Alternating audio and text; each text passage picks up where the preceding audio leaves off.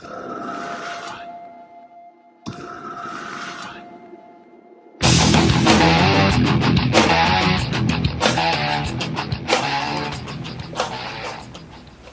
folks, I'm Roger Goodwater, your host here on the Piedmont Football Show.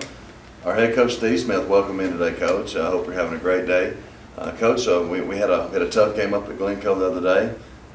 We come out a little bit short, but talk a little bit about the game.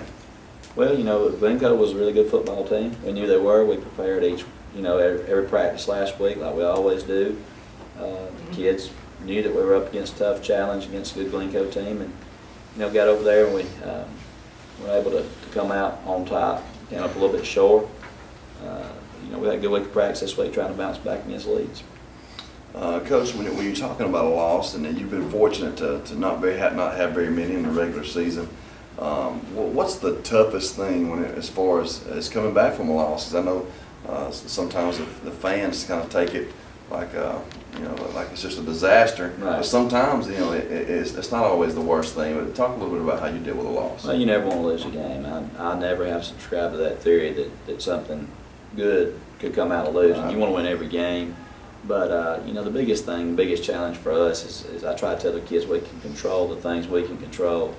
I know it was disappointing to a lot of folks, and we've been very fortunate in the past several years to not experience too many losses during the regular season, and therefore having to come back to work on Monday for the next opponent coming off of a loss, that's not something that we're real familiar with.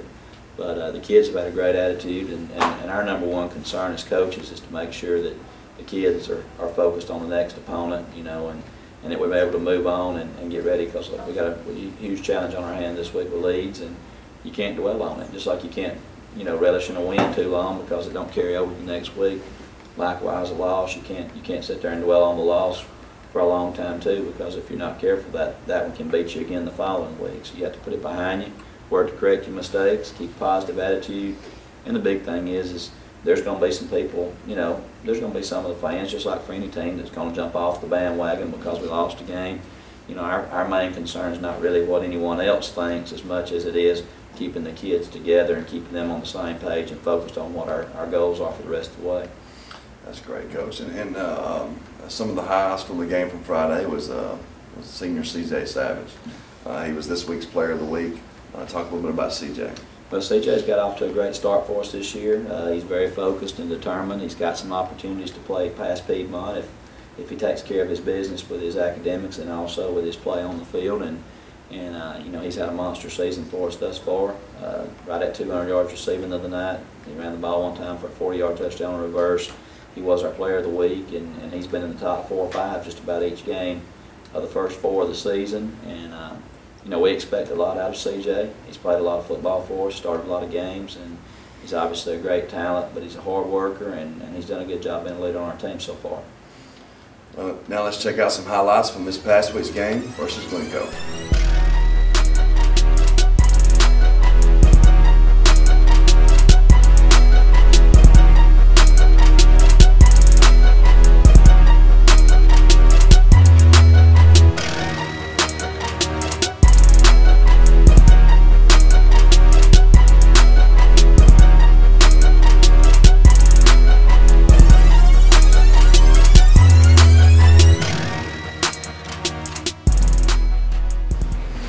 Coach, what about a bing bang? And it's already Wednesday. It's the day before game day. We have a big matchup this week with Leeds coming to town.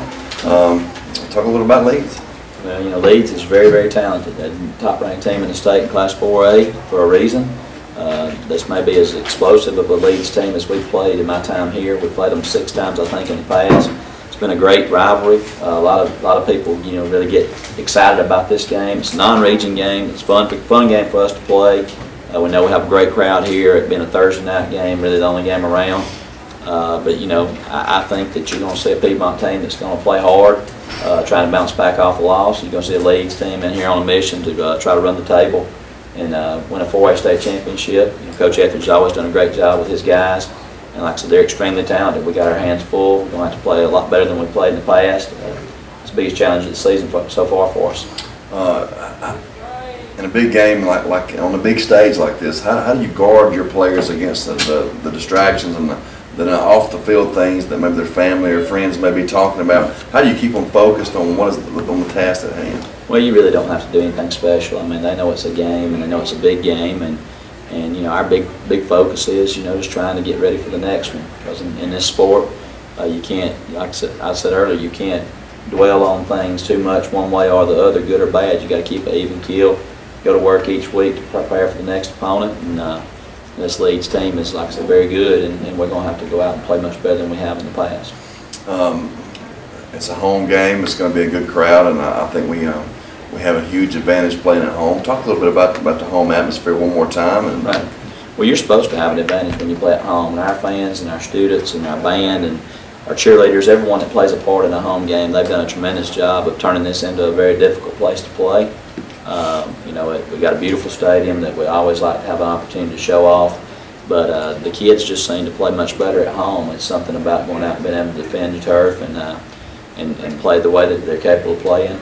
We always get excited about playing here, and like I said, the atmosphere for a game at this stadium is unlike any other place that we've been to on the high school level. Coach, we have 2 questions that were written in by fans in the community. First one is from Gerald Fanny from Vigo. He says, Coach, have you always been a shotgun spread coach, or were you ever under the center type coach? It actually evolved to that. First 5 or 6 years when I was coaching at Cedar Bluff, we were under center all the time. I was afraid to snap a shotgun, but that changed about 99, 2000, somewhere in that range. We made a commitment to go to more of the spread look. And if you watch our games, I mean, we've thrown it a little bit more this year than we have in the past. Tyler's done a great job for us throwing the ball. Taylor's also a capable thrower, and we've got some guys that can receive it and run with it after the catch. But you know, this has been something that's pretty much evolved too in the last 10, 12 years. But not always been a shotgun spread guy. Coach, we have one more, and it's from Deontay Miller from Porter Johnson. He says, Coach, as an individual, as a person, how do you, in your own mind, block the distractions from the season? How do you get your own mind focused? What is something that you do that gets you going? Well, it's not really anything in particular. It's my job, and I've always been conscientious of trying to do my job the best of my ability. And you know, sometimes it's tougher than others. Sometimes, you know, everything's going good. It's not very hard to get the players motivated to come to practice and work hard and listen to the game plan. You know, if they're getting results on the field, then it's one of those things that's a lot easier to sell. But coming off of a loss, you know, I think this is where coaches kind of have to earn their pay a little bit. You have to go out there and get the kids back up, you know, because there's a lot of people that's been down on us this weekend and throughout the week, losing the game that we did, tough game at Glencoe, and you got to go back out and get everyone focused on the next game. And I think this is one of the fun challenges of coaching, is trying to get your team to bounce back and play up to its capabilities in a situation like this against a really, really good opponent. All right, Coach, we thank you for joining us. As we leave today, we have highlights from C.J. Savage from this past weekend. Tomorrow night at the Piedmont Field of Champions, Piedmont versus Leeds. Come out and support. Go Dogs. Go Dogs.